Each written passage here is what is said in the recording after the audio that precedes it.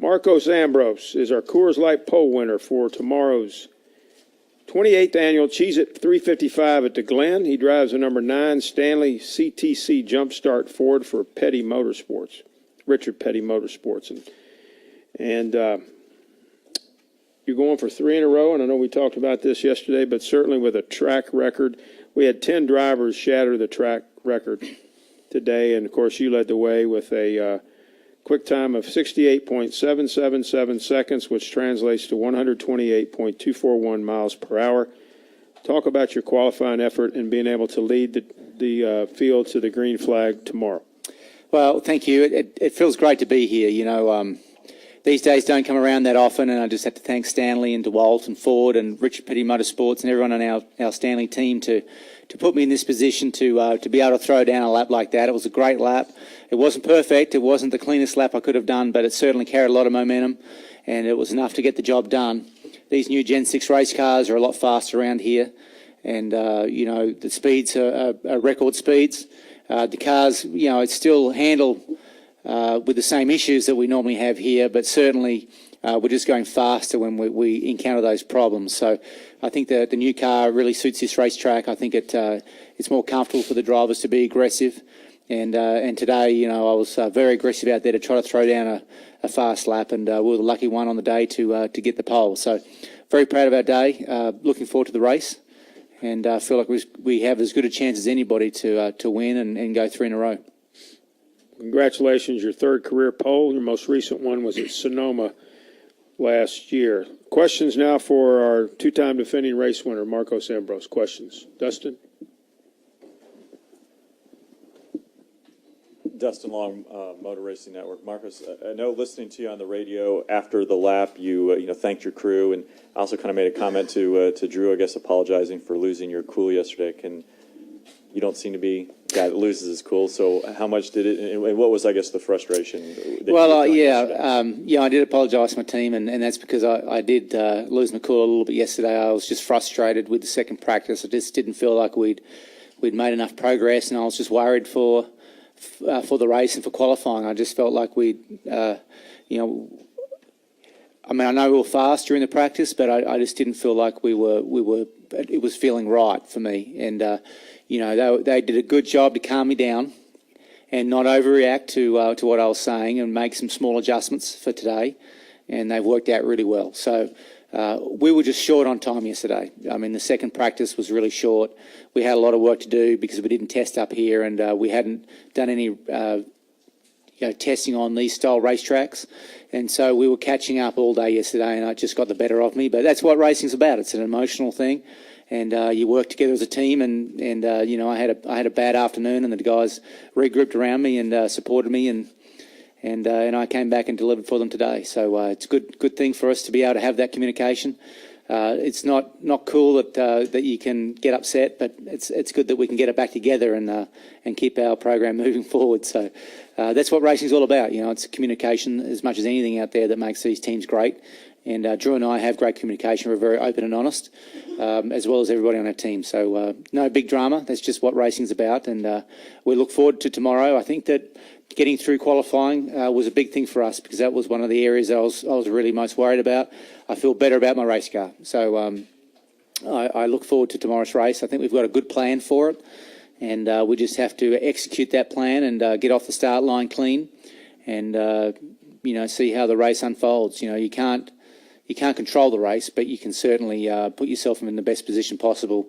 And we just have to wait to see how the cautions fall and see how the track condition, grooves in by the end of the day. And hopefully we have the car at the end that's better than everybody else. Why were you concerned about qualifying? Because obviously, the setups are different, from qualifying to the race. And, we had one shot at qualifying practice, and we just got a lot of traffic, and the car didn't feel good. And, there's just a lot of drama there. So, I wasn't sure what we had. And that was, you want to go into qualifying and go into the race feeling really good about what you got. And I just didn't get that feeling at the end of yesterday's practice. And that's what, got me bent out of shape. But, it proved to be inaccurate. And, I relied on my team to provide me the support to get out there today and get it done. Reed, and then to Mike Hembry. Reed Spencer with NASCAR Wire Service. You said it wasn't a perfect lap. Where did you feel like you could have been better, and where do you feel like you made up the speed that enabled you to get the pole? Yeah, I was a little cautious getting into turn one and lost some speed there, and then getting up the hill, I carried good momentum turn two, and then I stayed in it up through turn three, and it got me really up against the fence on the outside edge, and I did all I could to hit the fence, just managed to avoid it, and that got me off position coming out of that corner, and I had to feather the throttle. Even getting up to fourth gear, just trying to get back on the racing groove. So that kind of got me rattled a little bit, and then I wasn't that clean through the bus stop because I was still stressed out about the corner before. The last third of the lap was okay, but I didn't get up through the S's as good as I wanted to, and that just puts you on a bit of a negative, to try to regroup. But it was enough. Obviously, I carried a lot of speed up there. Sometimes you can put down a lap that feels perfect, and you're 2 seconds off the pace. Sometimes when you get those laps that really are fast, you got to be right on the edge and sometimes past it. Go over here to the right to Mike, and then we'll go to Bob, and then this gentleman here. Mike Hembry, USA Today. The new car is faster here, but where? Can you attack the turns faster, the straightaways faster, what? Certainly not the straightaways because we have more downforce. The cars are lighter, that helps. CG's lower, that helps. And we have more downforce. So all those things are a plus on a race car, and we're going around the corners better. We're braking a lot later than what we have done here in years past. The brakes feel really good, to be honest with you, compared to the old car that we had here. The old car just didn't have a lot of downforce and didn't slow the car down. With this car, you can actually get off the gas pedal, and you can feel the air trying to slow that car down just a little bit, and that helps the brakes because brakes are marginal around this track. So I think that all around, this is a good track for these Gen 6 race cars, and we've proved that by going under the lap record. Let's move up the row here to Bob. Raise your hand, please, and then we'll get this gentleman right here. Bob Parker, Sporting News. Clint said that he expected you to win the pole. I'm curious whether when you come here, do you expect to win the pole? And is it any different having won the pole, the way you feel about going in tomorrow compared to the other times you raced here? Because this is your first pole here in a Cup car. Yeah, for anyone that want to look at the stats, this has not been the best qualifying track for me. So I'm proud of today. I think that getting the pole was awesome.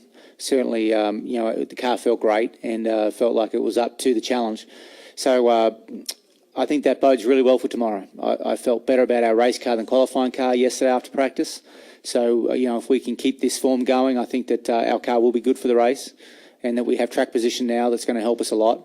And, we just have to see how it plays out. But there are no guarantees in racing. That's one thing I've learned in the Cup Series is, anything normally does happen out there.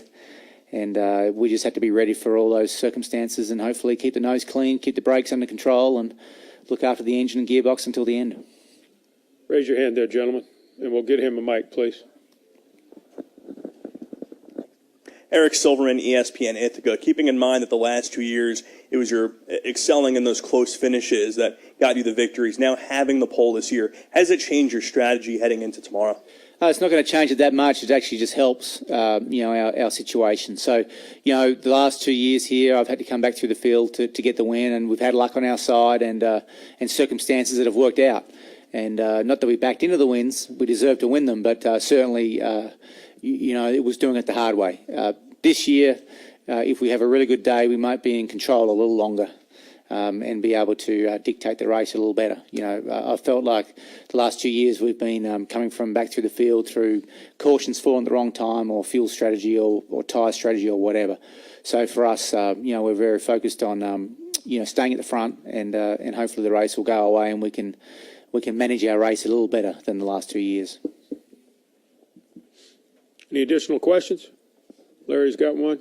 And then with the gentleman. Yes, Larry at Buffalo News. Marcus, if things work out well for you, by tomorrow afternoon, you could be a winner of 3 straight here, joining such company as Jeff Gordon and Mark Martin. You want to talk about being in that kind of company? Well, those two names are awesome names in NASCAR competition, and it'd be fantastic. But we haven't won the race yet, so there's no point even thinking about it. We just got to go out there and do my best job that I can, and the team can put the best foot forward as well, and we'll just see if it goes our way. I hate putting that kind of pressure. I hate thinking about that kind of stuff. I really don't. I'm just going to go out there tomorrow, enjoy the race, enjoy the opportunity that it is. It's an opportunity to win for Stanley and DeWalt and Ford and Richard Petty, get him back into victory lane again. They're good days when you can do that, and I'm just going to enjoy it. Enjoy it for what it is. It's a chance for us to win. It's a chance for us to enjoy what NASCAR is all about and road racing. I like road racing. I tend to like it more and more when I can run this well, and we're just going to have fun tomorrow and enjoy it. Go ahead.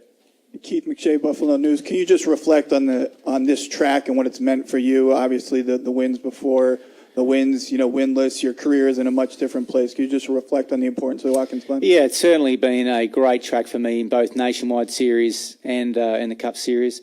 I could be wrong, but I think I won the last 3 Nationwide starts that I had here. Yes. So, that's pretty cool too. And then, I've carried that over now into the Cup competition. So it's just been a great track for me, and it's probably been my best track that I've ever gone to. I like it. I love the area, and I like the history of this place. This place feels like a European racetrack. I've raced a lot in Europe, and it's just got that feel to it. And the old books that I read and the history of all the F1 guys coming here and stuff. It's a pretty special place for me. Some guys have home tracks. I obviously don't. Not being from around these parts. So, when I come to a track like this, it actually does feel like the tracks that I grew up on. And I like racing on these kind of circuits.